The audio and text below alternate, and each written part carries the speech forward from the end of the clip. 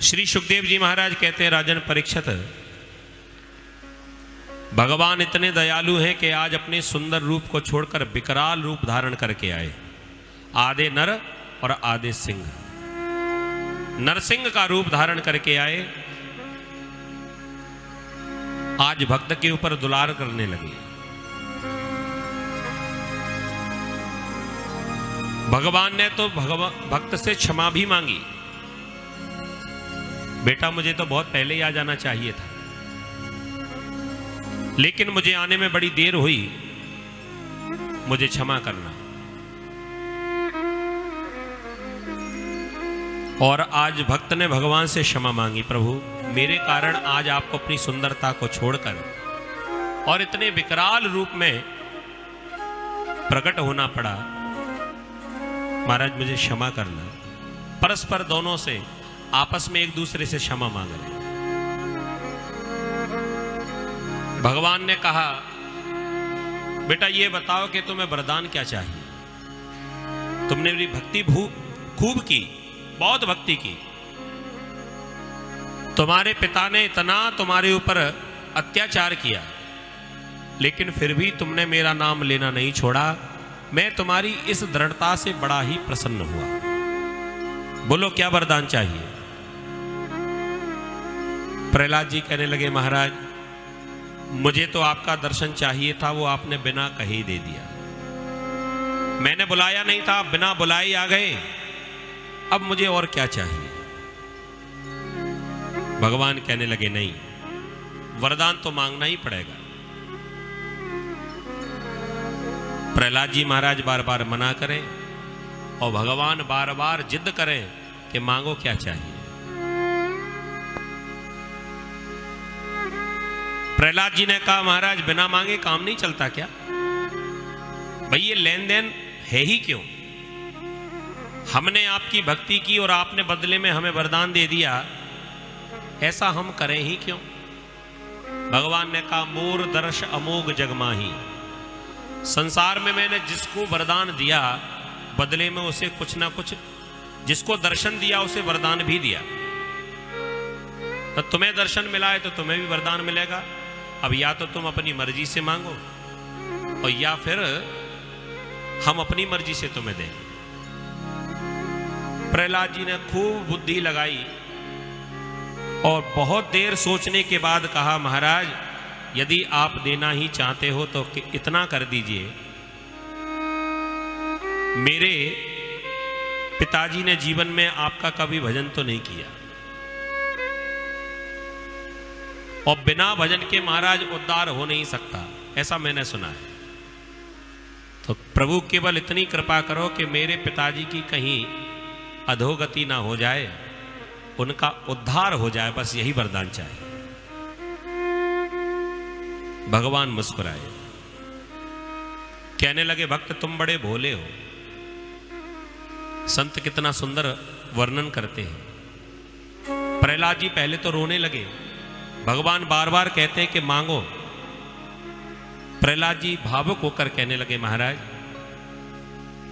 रोया दीन होकर प्रहलाद प्रभु पाग गह, बोले नाथ मेरी ये परीक्षा मत लीजिए। मांगने का लोभ दे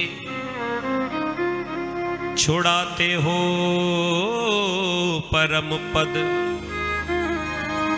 बाणिक पने की भक्ति गति मत दीजिए। ये तो व्यापार सिखा रहे हो आप। मैंने भक्ति करी, बदले में आपने वरदान दिया, ये तो व्यापार हुआ। लेकिन भगवान फिर भी कहे नहीं मांगो। तो क्या वरदान मांगा?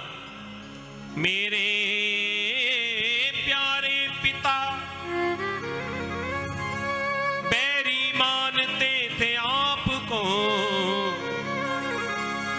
दीजिए स्वधाम नाथ यही दया कीजिए। भगवान ने कहा, ये काम तो हमने पहले ही कर दिया, अरे जिसकी मृत्यु मेरे हाथों से हो उसकी अधोगति तो हो ही नहीं सकती, उसका उद्धार तो हमने पहले ही कर दिया। अब प्रहलाद जी सोच में पड़ गए, बड़ी मुश्किल से तो हमने कुछ मांगा था और वो प्रभु ने बिना मांगे ही पूरा कर दिया, अब और क्या कहें। अंत में प्रहलाद जी ने कहा, प्रभु केवल इतना कर दीजिए, कामना यही है अब कामना ना रहे कोई, दीजिए हमें तो नाथ यही वर दीजिए। बोलिए भक्तवत्सल भगवान की। थोड़ा विचार करो, प्रहलाद जी ने यहां पर वैसे मांगा तो कुछ नहीं, लेकिन एक ही वरदान में सारे संसार की संपत्ति को मांग लिया। एक वरदान में ना तो प्रहलाद जी ने धन मांगा था, ना खजाना मांगा, ना पद प्रतिष्ठा, कुछ नहीं मांगा।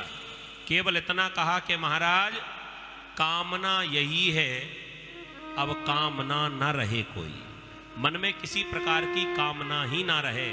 अब विचार करो, जिसकी कामना ही नष्ट हो जाए उसे चाहिए ही क्या।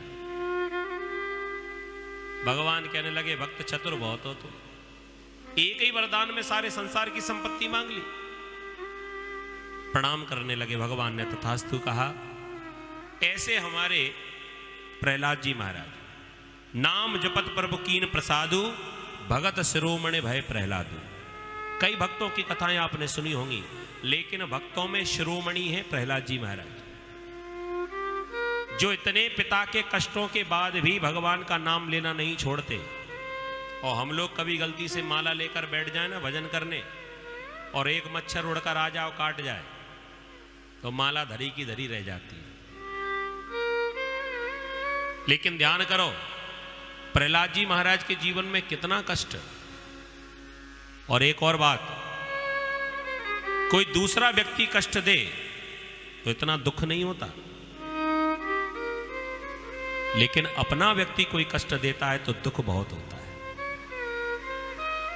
एक बार लोहे ने सोने से कहा, लोहा सोने से बात करने लगा। लोहे ने कहा, भैया पिटाई तो हमारी भी होती है और पिटाई तुम्हारी भी होती है,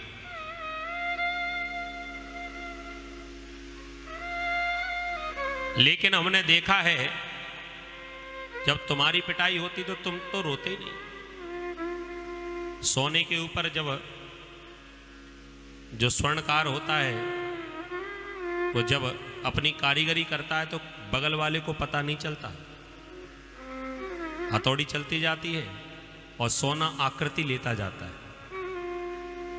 तो सोने ने लोहे से कहा, भैया पिटाई हमारी भी होती है और पिटाई तुम्हारी भी होती है, लेकिन हमने सुना है जब तुम्हारे ऊपर हथौड़ा चलता है तो बड़ी दूर तक आवाज जाती है,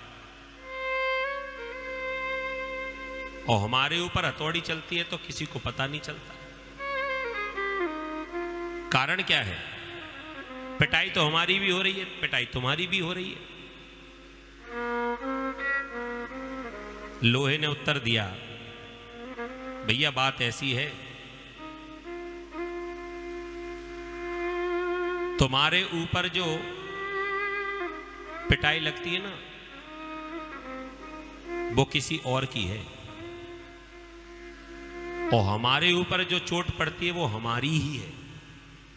लोहे के ऊपर लोहे का ही घन चलता है और सोने के ऊपर सोने का घन नहीं चलता, लोहे का चलता है।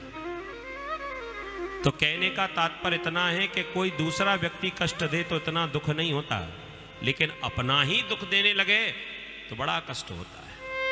प्रहलाद जी महाराज इतना कष्ट पाकर भी, और किसी और ने नहीं, उन्हीं के पिताजी ने कष्ट दिया, लेकिन फिर भी भगवान की भक्ति करना नहीं भूले। भगवान ने कृपा की,